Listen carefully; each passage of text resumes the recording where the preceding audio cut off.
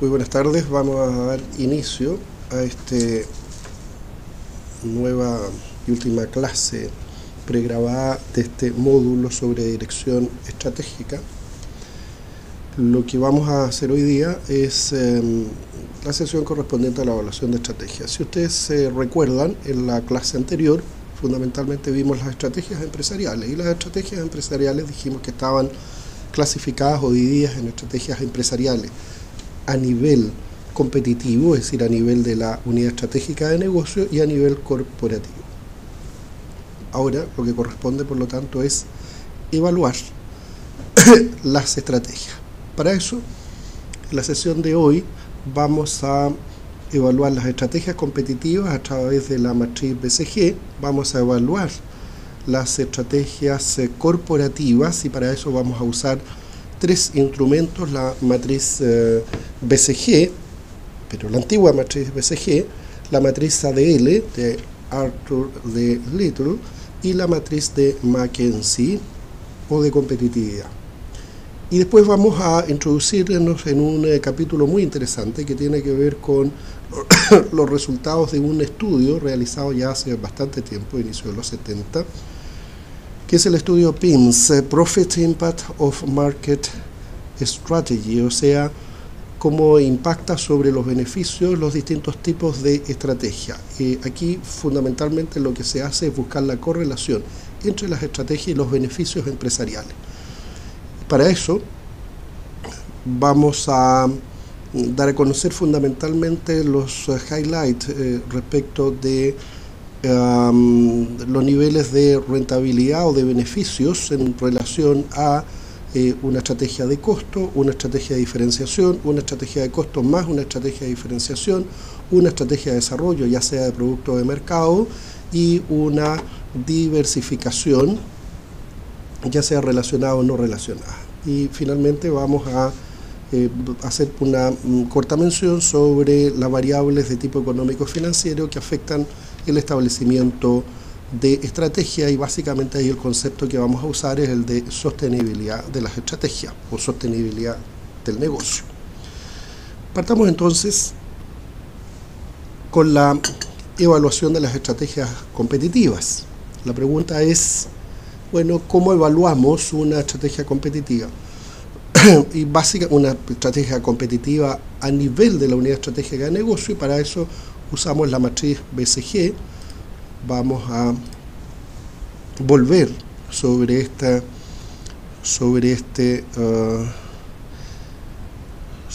dibujo.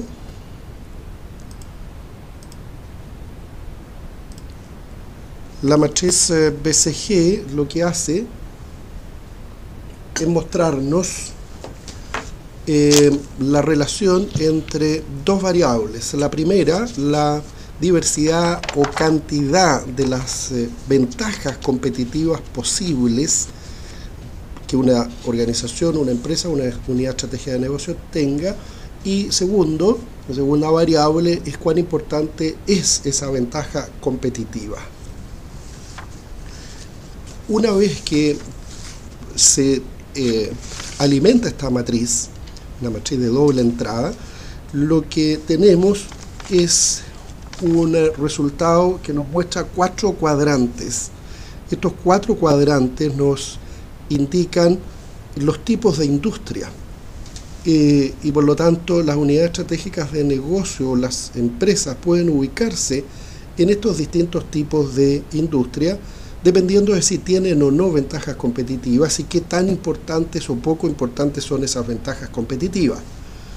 Esta matriz es la que llamamos matriz de ventajas competitivas y nos sirve, por lo tanto, para orientarnos respecto de qué hacer. ¿Qué significa que esté una empresa ubicada en alguno de estos cuadrantes? Por ejemplo, decíamos una industria de volumen, una industria de concentración, una empresa minera típicamente, por ejemplo, una industria altamente concentrada, decíamos, es típico de la industria turística en Europa, por ejemplo, o en Estados Unidos, donde es fuertemente concentrada. Aquí hay pocas grandes empresas, y lo que hay son básicamente economías de escala, o esta ventaja está en relación a la ley de la experiencia. Una industria de especialización típica nos dice que hay una cierta ventaja competitiva, que es muy importante, pero que hay disponibles muchas ventajas competitivas, y por lo tanto distintas empresas pueden tener liderazgo dependiendo de cuál es la ventaja competitiva a través de la cual se desarrolla. Industria de esta naturaleza era, decíamos, la industria farmacológica. Una industria en estancamiento, en cambio, caso de la industria siderúrgica, es aquella en que hay pocas ventajas competitivas y además estas son poco relevantes. Y por último, las industrias en fragmentación, industrias fragmentadas, son aquellas en que no hay ningún liderazgo específico, producto de que ninguna de esas ventajas distintivas o singulares está siendo capturada de manera mayoritaria por alguno de los competidores. Aquí lo importante es que tanto las actividades de especialización como las actividades de volumen son las dos más importantes, y son las dos más importantes porque son las que conducen a situaciones competitivas relevantes para la empresa, dado que es posible o susceptible de procurar ventajas competitivas que son defendibles, o sea, el tamaño de las ventajas es grande. Aquí es donde se juega las industrias más interesantes. Una de ellas implica la existencia de un poder de mercado basado en la diferenciación, aquí en la especialización.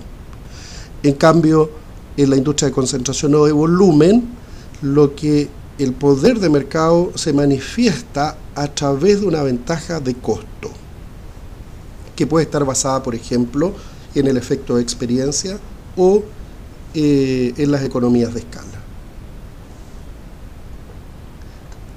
Eso es respecto de la estrategia competitiva, es decir, a nivel de las unidades estratégicas de negocio.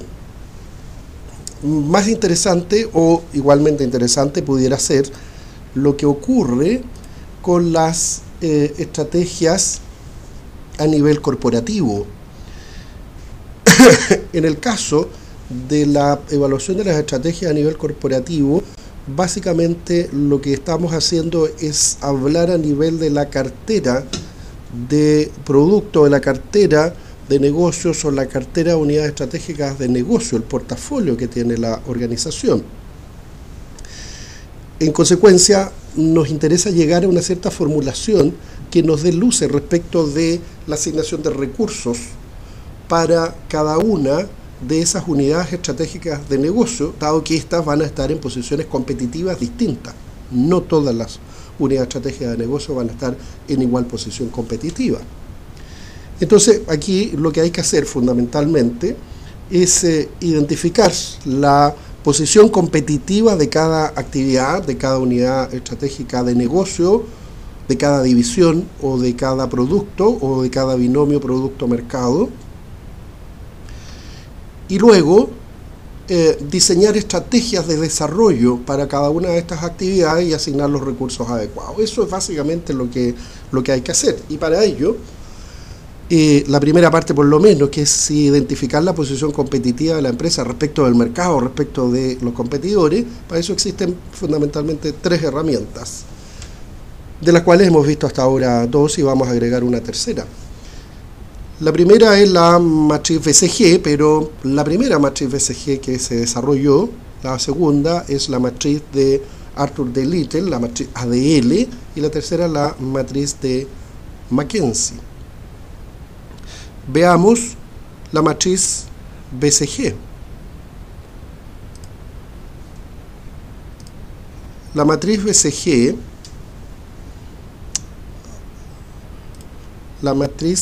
BCG, aquí sí, ahora sí la tenemos, la matriz BCG, la antigua matriz BCG, lo que hacía era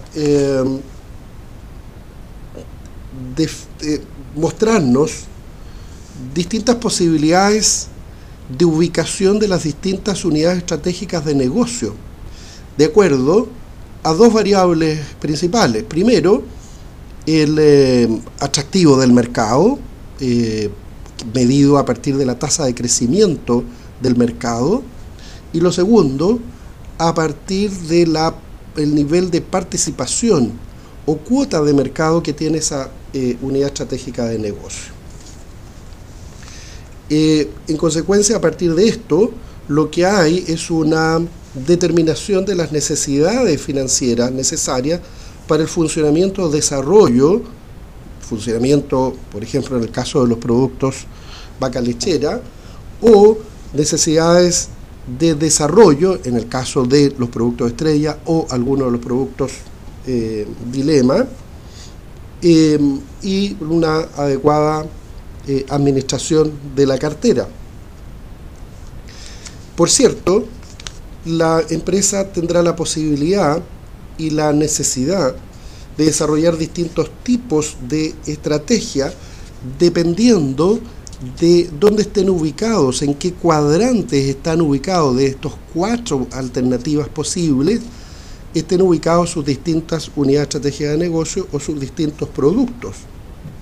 La idea es que desarrolle un esfuerzo combinado, un esfuerzo no exclusivo sobre un producto o sobre una unidad estratégica de negocio, sino sobre el portafolio completo, hasta alcanzar un portafolio más o menos equilibrado, es decir, alcanzar el equilibrio en la estrategia global, un equilibrio a nivel corporativo. Habíamos dicho, solo para recordar, que la participación de mercado se medía en una escala que va desde 0 a 5 o 8 o 10, y que la tasa de crecimiento en porcentaje iba desde el 0 al 20%.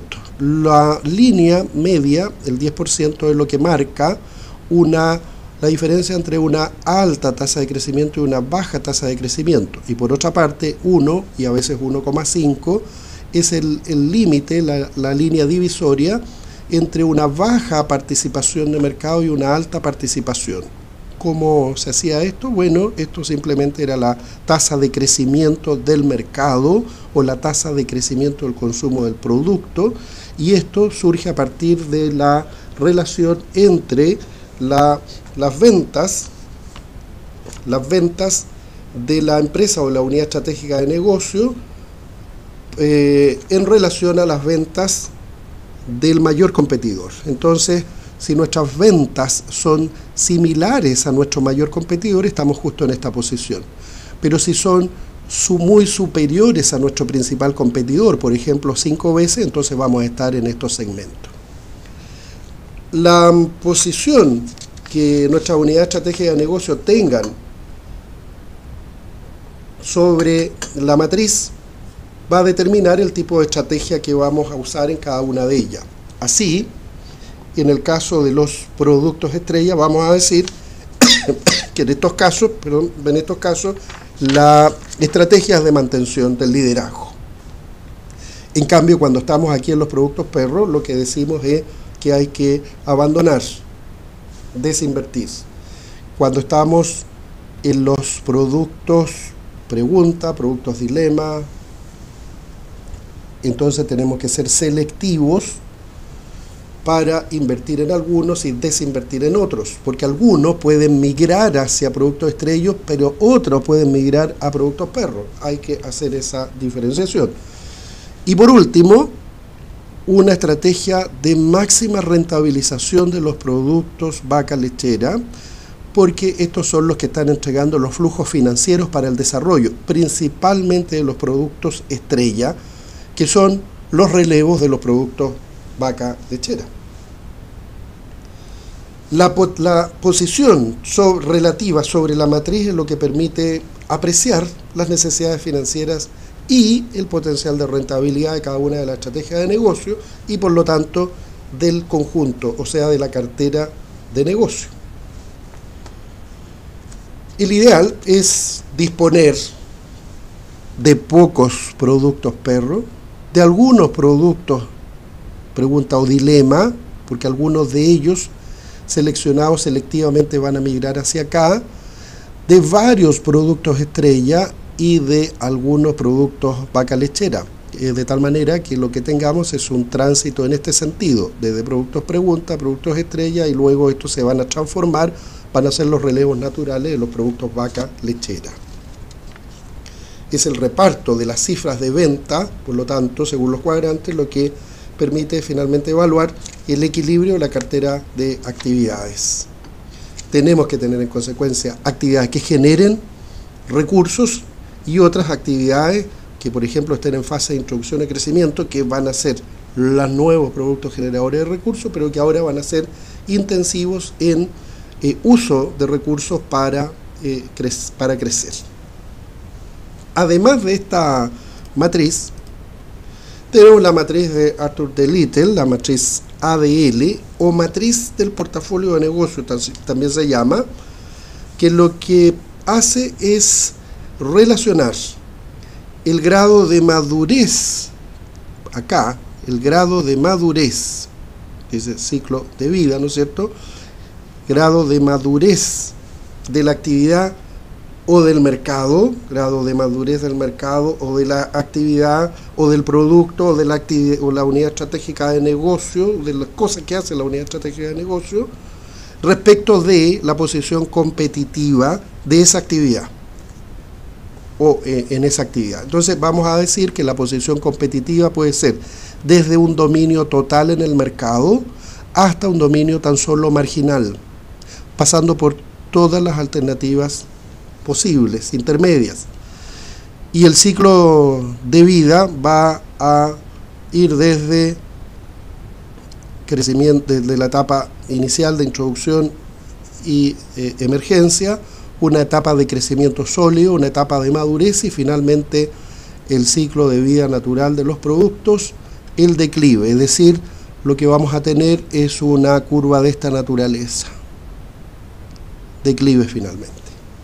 Y lo que nos dice la matriz de Arthur D. Little entonces es que vamos a ubicar nuestros distintos productos, unidades estratégicas de negocio,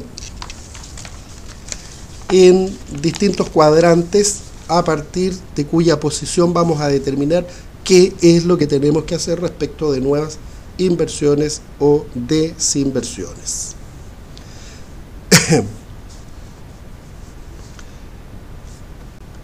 Adicional a la matriz de BCG, que ya vimos,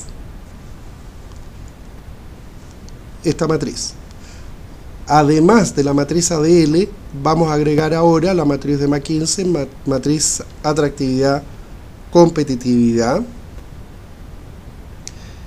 que nos muestra, en este caso, el atractivo del mercado. El atractivo del mercado puede ser bajo, medio o alto, y esto depende exclusivamente de valoraciones en función de la tasa de crecimiento, por ejemplo, y la posición competitiva de los productos de la empresa. Y lo que vamos a tener aquí son 9 cuadrantes. Decíamos que esta matriz atractividad competitividad se calzaba de alguna manera con esta matriz en sus extremos, y entonces aquí, cuando teníamos un atractivo de mercado alto y una posición competitiva del producto fuerte, entonces lo que teníamos que hacer era un gran esfuerzo en inversión y crecimiento.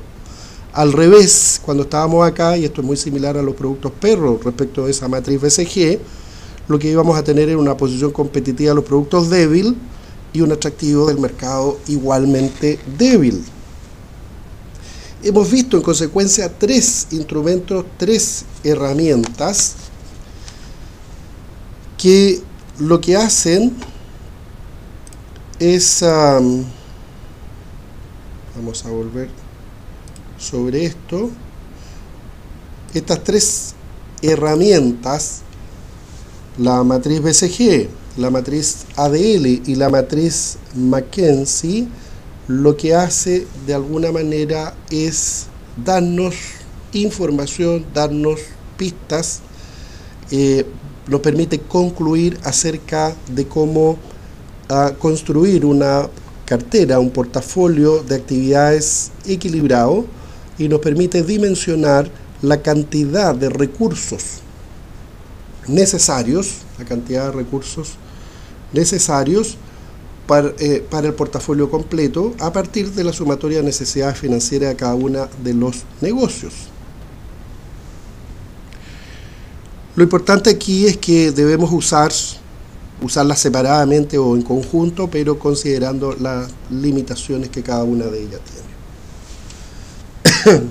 Un tercer tema que es muy relevante tiene que ver con un proyecto desarrollado en los 70 que se llama el proyecto PIMS, que es Profit Impact of Market Strategy, o sea, cómo la estrategia influye o impacta sobre los beneficios del negocio. Y aquí básicamente lo que se buscó, analizando muchísimas empresas y muchísimas estrategias distintas, lo que se buscó fue la correlación entre los resultados obtenidos en términos de beneficio por la empresa, beneficio, cuota de mercado, rentabilidad, etcétera, y el tipo de estrategia usado. Y fundamentalmente aquí lo que se hizo, vamos a volver sobre esto, lo que se hizo en este proyecto fue estudiar las siguientes correlaciones.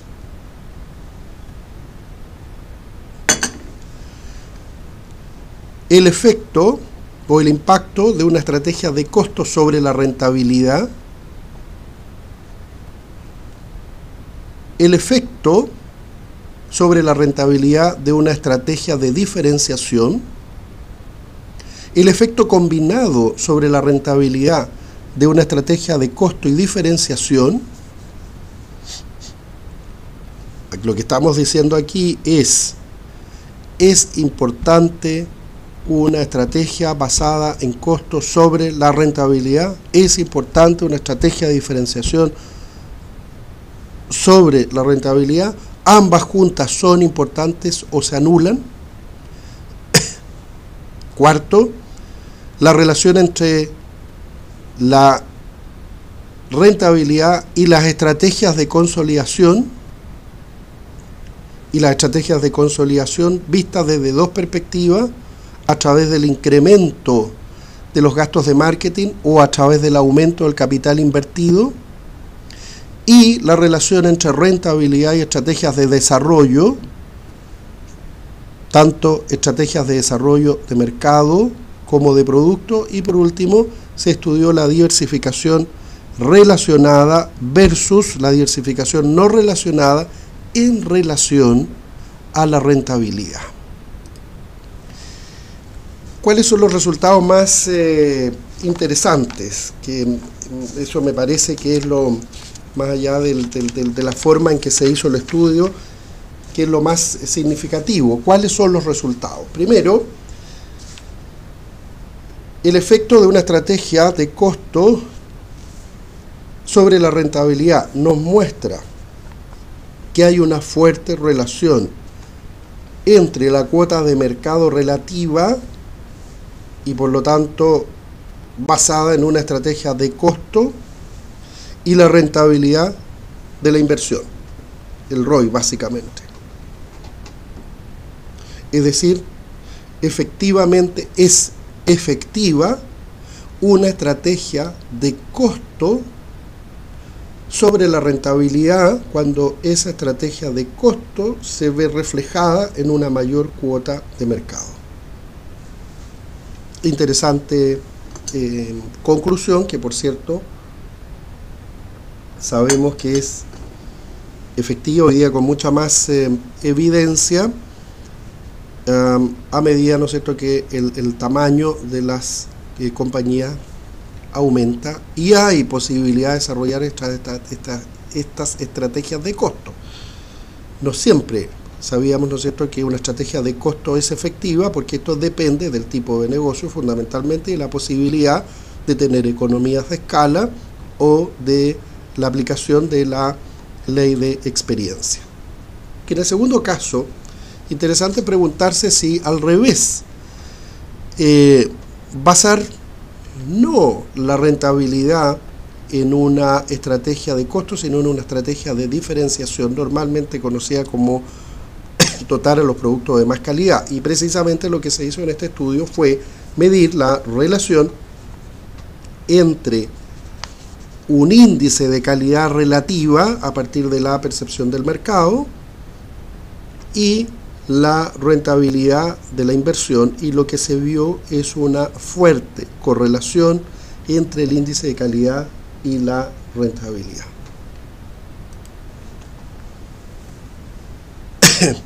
La pregunta es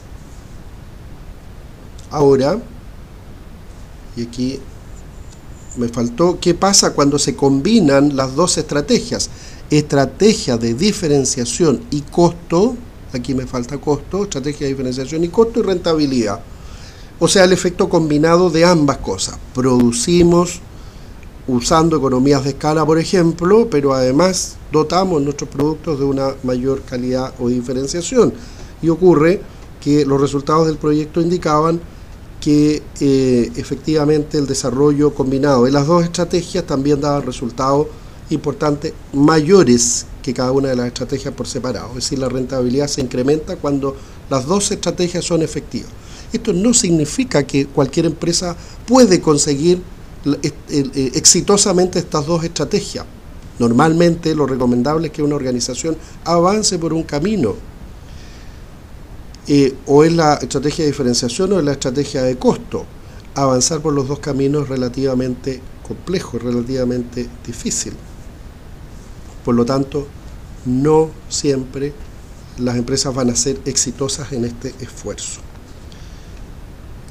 Después se estudió las estrategias de consolidación, el efecto de las estrategias de consolidación sobre la rentabilidad, y se hizo sobre dos mecanismos de consolidación. Uno, haciendo un fuerte incremento de los gastos de marketing, y dos, haciendo un fuerte aumento del capital invertido. Y se encontró que cuando había fuerte incremento de los gastos de marketing, la conclusión era la siguiente: no es posible comprar cuotas de mercado. Es decir, si usted no tiene una posición sólida, una imagen sólida, no puede transformar la percepción y la valoración del mercado a partir exclusivamente de una estrategia de marketing. ¿Por qué? Porque los elevados gastos de marketing no son sustitutos de la calidad. Que el marketing se usa fundamentalmente para eso, ¿no es cierto? Para transmitir ciertos atributos de los productos, tales como la calidad, es decir, de alguna manera reflejar lo que es una estrategia de diferenciación. Por otra parte, cuando había un aumento del capital invertido, aquí lo que se buscaba, ¿no es cierto?, era el éxito de las empresas a partir de fuertes inversiones en activos.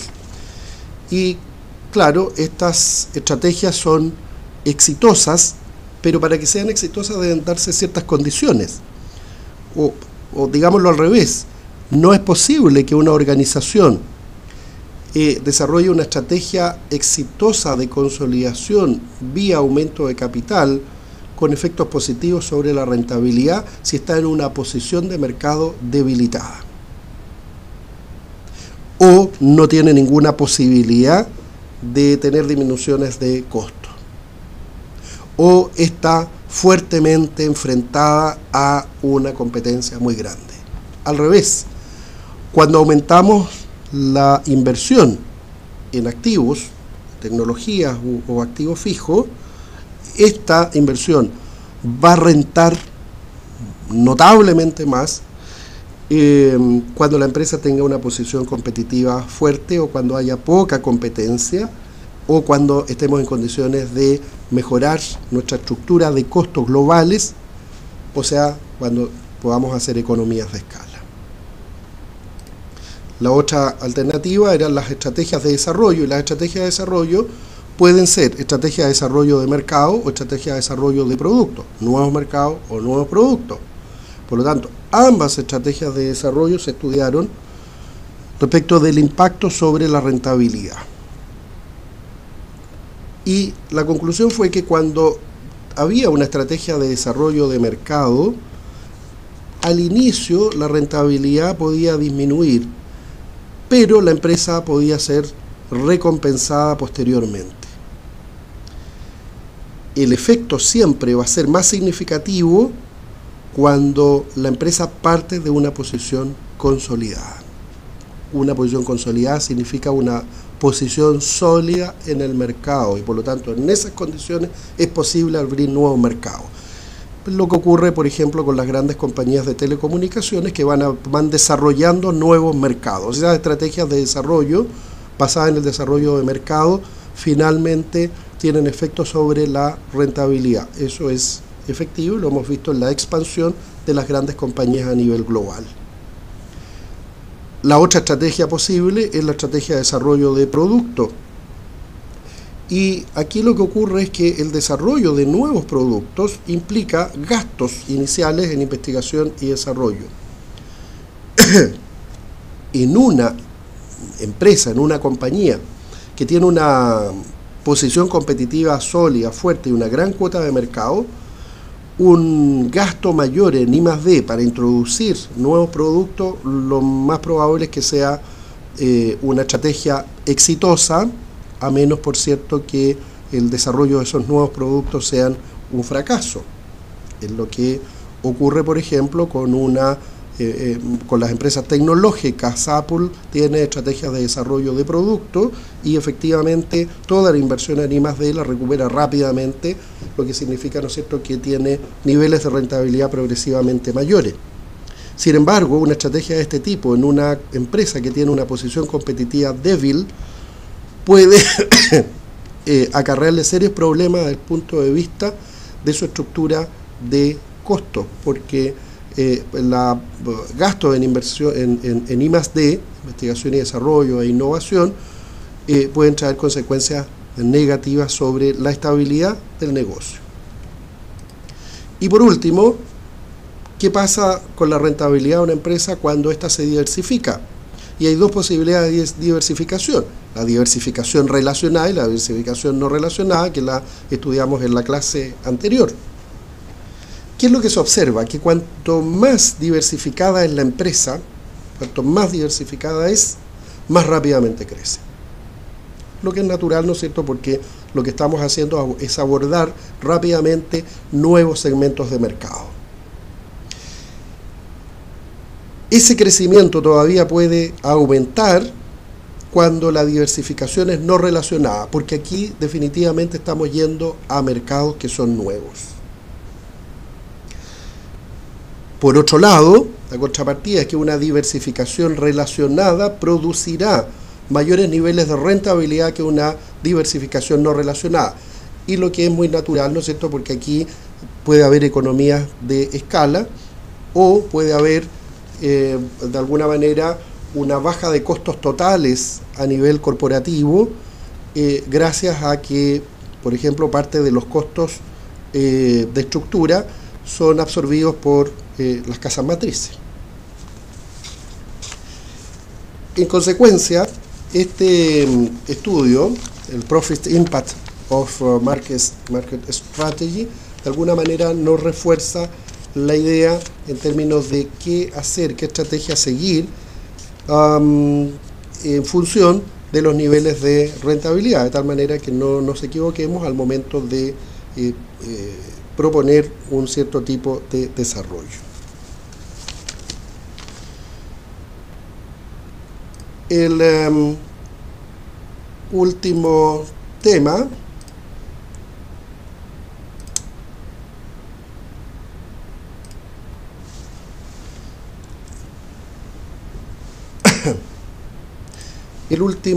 tema para hoy tiene que ver con el criterio económico financiero como criterio de selección del establecimiento de una cierta estrategia o de un conjunto de estrategias cuando hablamos a nivel corporativo, es decir, con distintas unidades estratégicas de negocio. Aquí el tema central tiene que ver con el equilibrio entre la cantidad de fondos que pueden ser invertidos y el crecimiento. Cantidad de fondos y crecimiento. Por lo tanto, el tema más bien está relacionado con la sostenibilidad del negocio en su conjunto. La sostenibilidad es un concepto a partir del cual nosotros determinamos cuál es la viabilidad en el mediano o largo plazo que tiene la empresa, no tan solo una cierta unidad de negocio. Básicamente lo que debemos buscar es respetar un cierto equilibrio financiero y por lo tanto considerar una tasa de crecimiento de la compañía y de las unidades estratégicas de negocio, una tasa de crecimiento que no produzca desequilibrios financieros. La idea de fondo es el crecimiento sostenible. Así nosotros podemos evaluar ciertas políticas operativas y financieras adoptadas por la empresa y desechar aquellas que nos van a inducir a desequilibrios tales que pueden provocar crisis al interior de las empresas. Recuerden que las empresas finalmente quiebran por problemas de flujo de fondo, de flujo efectivo y no por la calidad de sus proyectos y no por la situación contable que tengan. Son las proyecciones financieras, en consecuencia, las que van a determinar el tipo de estrategia que vamos a usar. Con esto vamos a dar por finalizado el módulo sobre dirección estratégica. Hemos estado ya 5 semanas conversando acerca de dirección estratégica y voy a recordarles brevemente qué es lo que hemos visto a lo largo de esta semana. En la primera semana vimos el concepto de empresa, concepto de dirección, concepto de negocio y luego vimos qué significaba el entorno empresarial, los entornos más cercanos, los entornos lejanos y cuál era el impacto que tenían sobre los negocios. La segunda semana hablamos sobre los objetivos estratégicos. Hablamos sobre segmentación estratégica, cómo hacer la segmentación estratégica. Vimos ahí básicamente 2 metodologías, de agregación y desagregación de unidades estratégicas de negocio, cómo fijábamos los objetivos estratégicos de la empresa y a nivel de las unidades estratégicas de negocio. Introdujimos el concepto de la cadena de valor y a partir del concepto de la cadena de valor dimos 2 nuevos conceptos que retomamos posteriormente, que son el de costo y diferenciación de las actividades y terminamos esa semana, ¿no es cierto?, con la construcción de las matrices FODA, con formulaciones dinámicas de matrices FODA y también tradicionales. La tercera semana estudiamos la relación entre estrategia y estructura. Vimos el concepto de estructura, cómo se diseñaban las estructuras, las tipologías de estructuras y después vimos la relación que había entre la estructura y las estrategias, ya sea basadas en costo o basadas en diferenciación.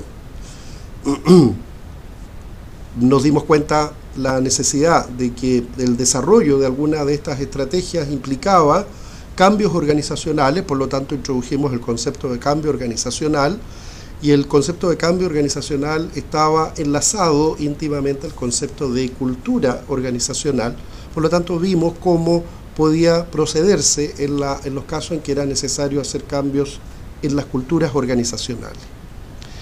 La cuarta semana vimos las estrategias empresariales, y las estrategias empresariales dijimos son estrategias competitivas, o sea a nivel de la unidad estratégica de negocio, y estrategias corporativas. Respecto a las estrategias corporativas, básicamente vimos el direccionamiento estratégico a nivel de la cartera de productos y cómo desarrollamos esa dirección estratégica. Y respecto de las estrategias competitivas, vimos el concepto de ventaja competitiva, las matrices de ventajas competitivas, vimos la matriz BCG y otras más. Luego hablamos de la cartera de actividades, la competitividad y las estrategias competitivas. Y hemos terminado durante esta semana, o estamos terminando durante esta semana, con la evaluación de las estrategias, tanto las estrategias competitivas, la matriz BCG, como las estrategias corporativas. Y ahí vimos la matriz BCG, la antigua matriz BCG, vimos la matriz ADL y vimos la matriz McKinsey, atractivo, competitividad. Y posteriormente, ¿no es cierto?, lo que hemos visto es los descubrimientos del proyecto PIMS, el Profit Impact of Market Strategy, y fundamentalmente nos dimos cuenta que la rentabilidad está fuertemente condicionada con el tipo de estructura, con el tipo de estrategia, y que las estrategias de costo, las estrategias de diferenciación, las estrategias de desarrollo de mercado, las estrategias de desarrollo de producto, son estrategias en general exitosas al momento de mirar los niveles de rentabilidad en el tiempo. Sin embargo, hay otros tipos de estrategias que no son necesariamente exitosas cuando no hay una posición competitiva fuerte de la compañía o cuando hay inversiones en tecnologías o en activos en una situación de mercado relativamente débil, o cuando se hace una inversión exclusivamente en marketing, porque decíamos el marketing no es sustituto de calidad. Y por último, lo que hicimos fue hablar sobre la necesidad de generar sostenibilidad a nivel de la cartera de negocio, o sea, introdujimos en el análisis las variables económicas financieras para, de alguna manera, interpretar o direccionar nuestros esfuerzos para tener un negocio, un conjunto de negocios, una compañía, un portafolio de productos sano en el mediano y largo plazo, o sea, hacerlo sostenible. De esta manera terminamos con este módulo y más adelante ya nos veremos en un foro para discutir algunos de estos temas. Muy buenas tardes.